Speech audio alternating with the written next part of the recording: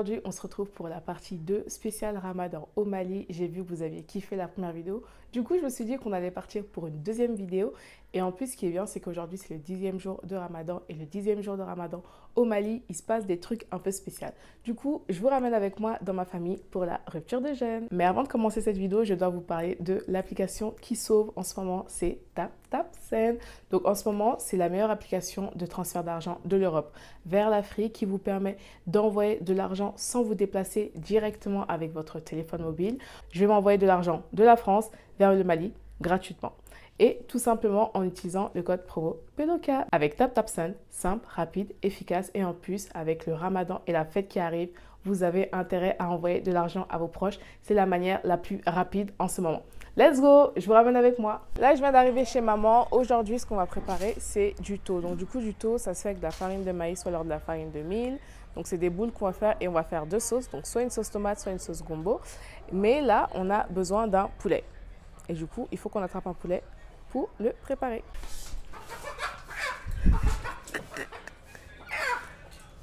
Mais Amina Gatanti.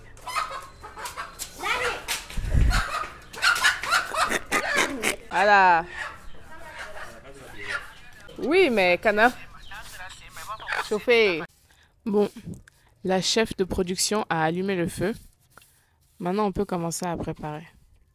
Chef de production. Chef de production. Merci. Du coup, là, on est en train de mariner le poulet pour le thau. Ça nous permettra de couper toutes les odeurs. On va mettre sur l'huile et on va commencer à faire la sauce.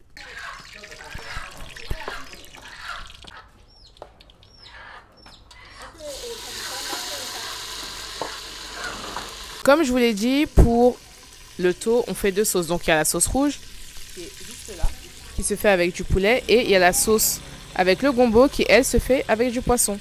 Donc d'abord, on va faire revenir le poisson dans l'eau. Ensuite, on va enlever toutes les arêtes. Et après, on va faire cuire.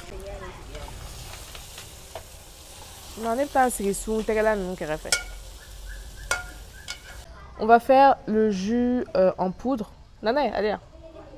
Ça, c'est un truc que vous pouvez retrouver dans plein de familles maliennes. Donc, c'est des jus... Attends. Des jus comme ça avec plein de parfums différents. Donc, vous avez orange, vous avez la mangue, etc. Et du coup, on va en faire pour toute la famille. Maïni, nene, ben. Non, nene. Hein? Sugo bala. Sugo bala. Cadeau fadiga. Il reste encore 25 minutes.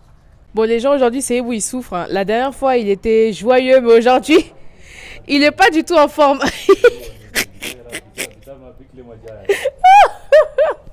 Non, aujourd'hui, c'était chaud.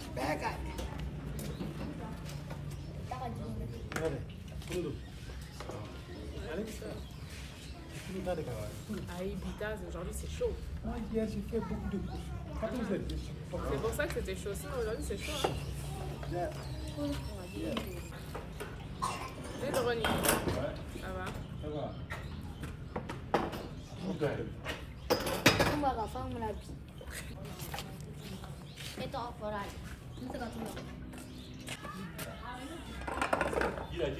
Dis-la.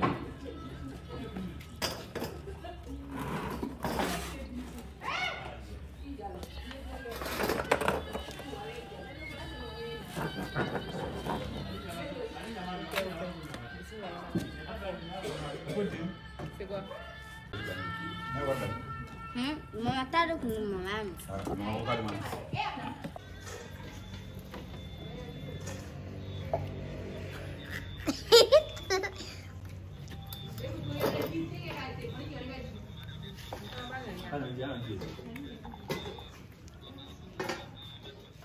Donc ça, c'est la farine de maïs avec quoi on va faire le thau. Du coup, on va séparer... Hein? Ça va? Moi, ni toro, français là. En français.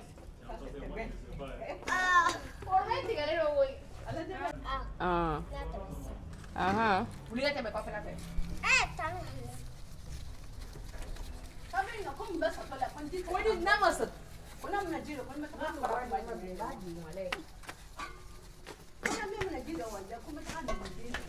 Kenya.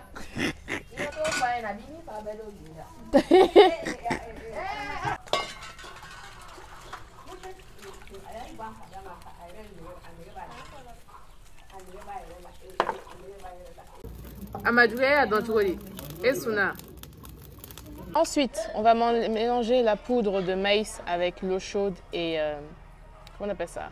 Le ségué. Je crois que c'est du bicarbonate, je ne suis pas sûre. Et on va mélanger lentement. En fait, cette technique permettra d'éviter d'avoir des grumeaux et d'avoir une pâte toute lisse. Ensuite, on va mettre dans la marmite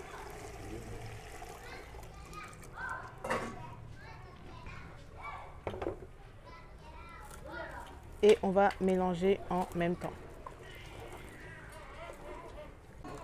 Donc ma grand-mère, elle a dit que le tau, voilà, elle a dit que le tau c'est un repas, c'est un plat malien. Il faut tchep, le tchep c'est pour les wolofons. Voilà. Donc nous, notre nourriture nationale, c'est le tau. Donc là, vous pouvez voir que la consistance, elle a complètement changé. Elle est devenue de plus en plus épaisse. On va laisser cuire encore quelques temps. Et après, on va commencer à la battre. On arrive à l'une des étapes les plus importantes. Du coup, en fait, on va enlever un peu de la préparation qui va nous permettre de tout réguler s'il y a trop de grumeaux. Voilà, elle enlève.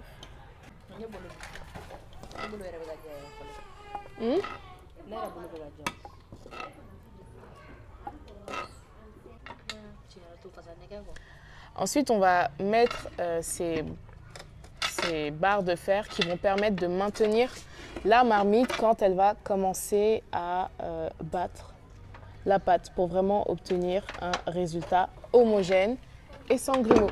Du coup, elle va rajouter de la poudre qui permettra d'avoir un résultat encore plus compact et d'avoir la bonne texture pour le tau. C'est parti.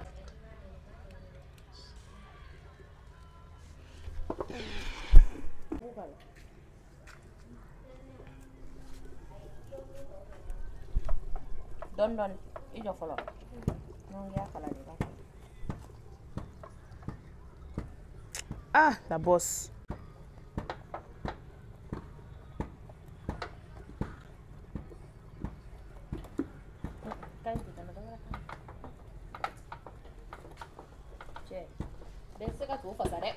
Ça veut dire quoi? Faut donner, je vais faire.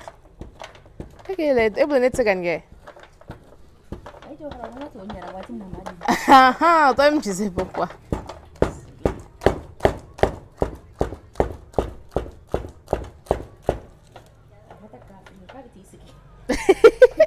Ramata, c'est tout face à là. Ramata. Eh bien, sport, il est.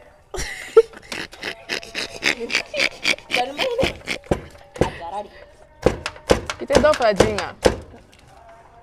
Ça, c'est le sport. Là, vous pouvez voir qu'il y a encore des grumeaux. On va battre jusqu'à ce que tout ça, ça parte. Bon, c'est la vieille qui va battre, hein. Moi, je filme.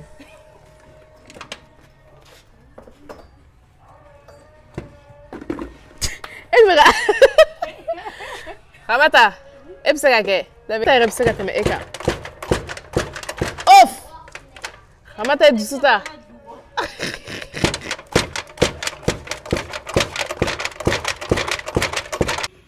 Comme on me met ici. Yeah.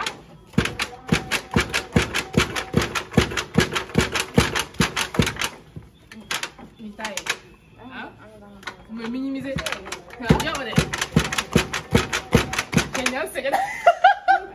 J'ai mal table là. J'ai mal ici. Attends. Je vais mettre ça.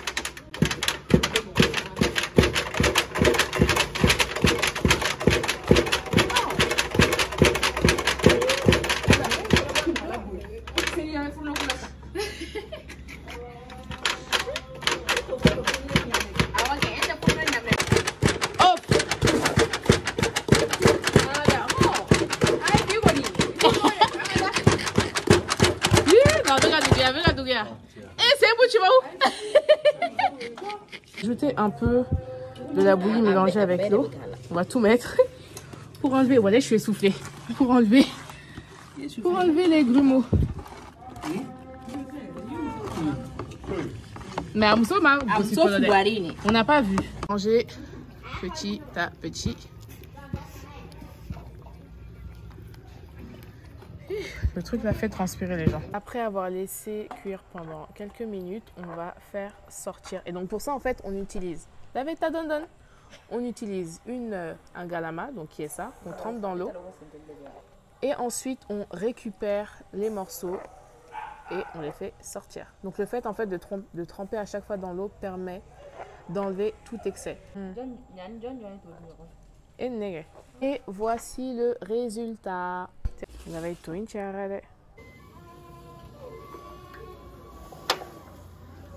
Voici le résultat final. Là, on a le taux accompagné de ces deux sauces. Donc là, on a la sauce rouge avec du poulet, la sauce tomate. Et là, on a la sauce gombo.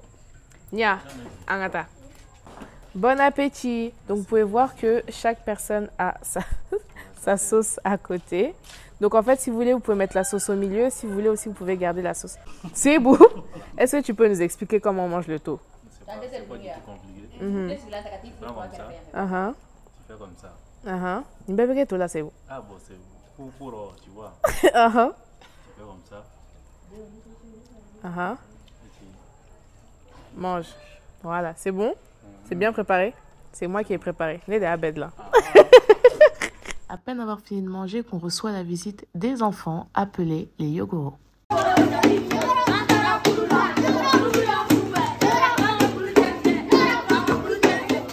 À partir du 10e jour de Ramadan, les enfants constituent des groupes, se maquillent, se déguisent et vont rendre visite aux voisins pour chanter et danser. Pour les remercier, les familles leur donnent du mil, du maïs, que les enfants vont par la suite revendre ou encore leur donner directement de l'argent. Cette pratique a pour but de mettre un peu d'ambiance lors du Ramadan. Si vous voulez, c'est un peu considéré comme le Halloween en France puisque les enfants se déguisent et demandent quelque chose en échange.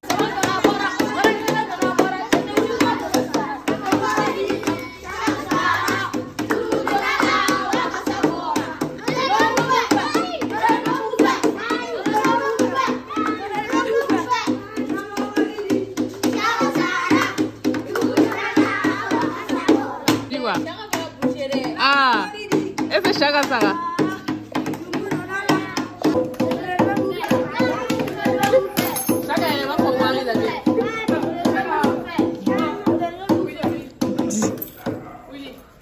Cara saga saya apa?